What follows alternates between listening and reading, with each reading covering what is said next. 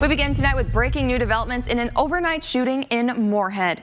Good evening, everyone. It was a night of nightmares. That's what college students are saying about a house party that turned violent. My WDAY storm tracker told me it was about -5 degrees. I'm wearing about 3 layers right now, and I'm still cold. A manhunt is now over for a man accused of killing a Moorhead teenager. Never in his 40 years of being in business has he seen anything like this. A kick in the teeth. How the Sadek family is feeling after being denied a trial in a wrongful death lawsuit. Police say the situation escalated and they arrested Patel using non-lethal force. His mom says her son is now blind in his right eye. Wildfires are still burning up and down the West Coast, ravaging the region. All you have to do is log on to their website and find the car you want. Then give them a call. They'll show up, give you the keys, and you're good to go. At 75 feet, Mount Fargo is the tallest it's ever been. We're just shy of the peak here, but as you can see, the car at the bottom could fit in the palm of my hand. You can use something like a napkin or your sleeve to grab the gas pump and put it in your car. Instead of dragging your Christmas tree out to the curb, you can actually recycle it to help local wildlife. And something parents can do is monitor the apps they download. They don't measure the ice thickness on Minnesota lakes, so make sure to check the ice at least every 150 feet. Cyber Monday is one of the biggest online shopping events of the year, and that means one thing: lots and lots of packages. But just stepping outside for a bit during work can decrease stress and lead to higher job satisfaction. This is a common sight around downtown Fargo today, as many band together to put local businesses back together. An absolute mess. It was just really sad to see all these businesses destroyed. Sad. It's very sad. And everyone that we've talked to today it hits everyone's home, and you can see just the sadness around. Volunteers at the Hodo scrubbing off graffiti and boarding up broken windows all around. As a property manager for Goldmark, Laura Torgerson says they manage Alyssa Financial, which was broken into last night. I think we counted about 48 windows broken. We're lucky. There's really no damage inside the building, so we're blessed in that way. But some businesses were not so lucky. JL Beer's Vinyl Taco on 1st Avenue North ransacked, robbed, and vandalized both inside and out. I spoke with the owner of both JL Beers and Vinyl Taco, and he said never in his 40 years of being in business has he seen anything like this. At this point, they are boarding up windows, or at least what's left of them, as some were knocked out last night. Black Lives Matter activist Rachel Aboa says this is not what BLM stands for. When I came today, I sat here and I cried because this is taken away from our message. Some say what matters now is protecting what's left of the town, and so many people are eager to help. How many people are there?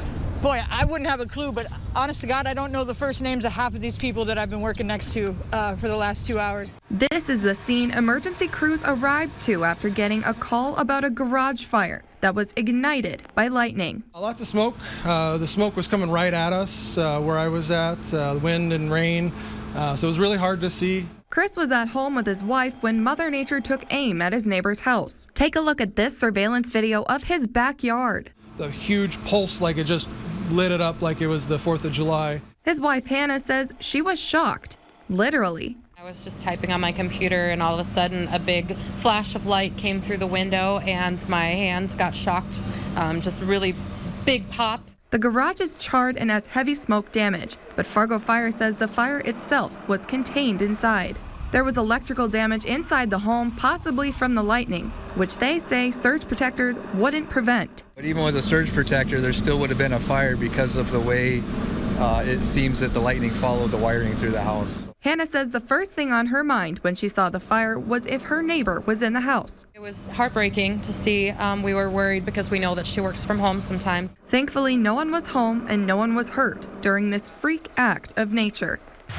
With teens and preteens never far from their phones, they're constantly connected to social media. Snapchat, TikTok, YouTube, stuff like that, and Instagram. There are millions of apps out there, tons that target teens. And while many may seem like an innocent way to connect with friends and make fun videos, They're also a way to get unwanted attention. Predators are finding ways to use these platforms to reach out to our young children. Fargo police are warning parents about some serious safety issues that come with downloading an app.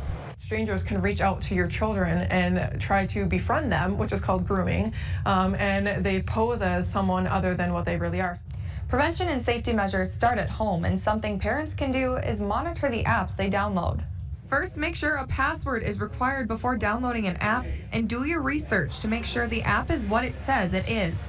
And take a look at the location services and think about if you really need to share that information online. I spoke to some kids around town who tell me their parents gave them ground rules that came with their smartphones. I have to make sure that I know the person if I ever talk to them.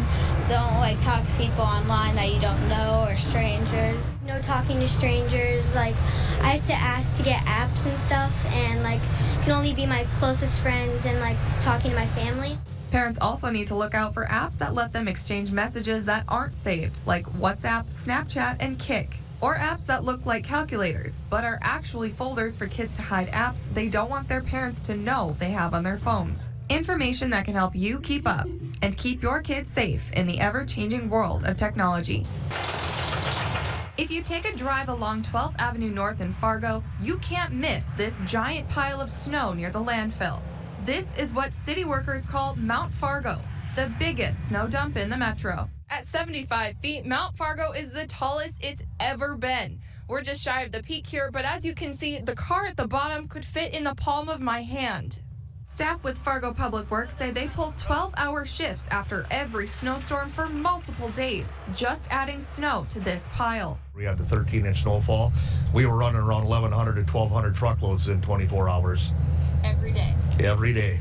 Now this pile holds about 14,000 truckloads of snow, making it nearly as high as the Proficient Tower near 45th Street South, which stands at 86 feet tall. And it's only January. It's going to get taller. It's going to get bigger. At this rate, it could grow as tall as the new Sanford Medical Center on 23rd Avenue South, which stands at 200 feet. It's already almost halfway there. It could even reach as high as the Radisson Hotel downtown, which is 207 feet tall. But Corey says he really hopes that's not the case and that Mother Nature will give them a break for a while. Well, we're hoping spring starts next month. It's a lot of snow. Volunteers in Jamestown are working fast. Lower down. People from all over the state started sandbagging bright and early this morning. We got going by 7:15 to be here about 8:30. Noah Clifton came with his church group from Fargo after they heard the town's cry for help. We got a call from the missionaries here in Jamestown, said that the community needed help, so we came right out. The goal is to have close to 50,000 sandbags placed by volunteers in just 2 days. Some have been slinging bags nearly 20 hours. Been at it for 2 days and it's exhausting and our arms hurt and we've used muscles we didn't know we had. Jessica had her house sandbagged last night and says she was happy to return the favor. It's a good feeling though, because the city needed it and people that I don't even know who lives here, no idea, and I'm just glad to help them out because there were people at my house last night that I have no idea who they were. Volunteers tell me working together towards a common goal has brought them closer. Just the conversations we've had with the people here, we've gotten to know them quite a bit. It's been an uplifting experience. With sore muscles, aching backs, and dirt all over, they still have the drive to get the job done. Because when it's all over, it's going to be the best feeling ever, and we are going to put our feet up and on the dike in my backyard. Yes.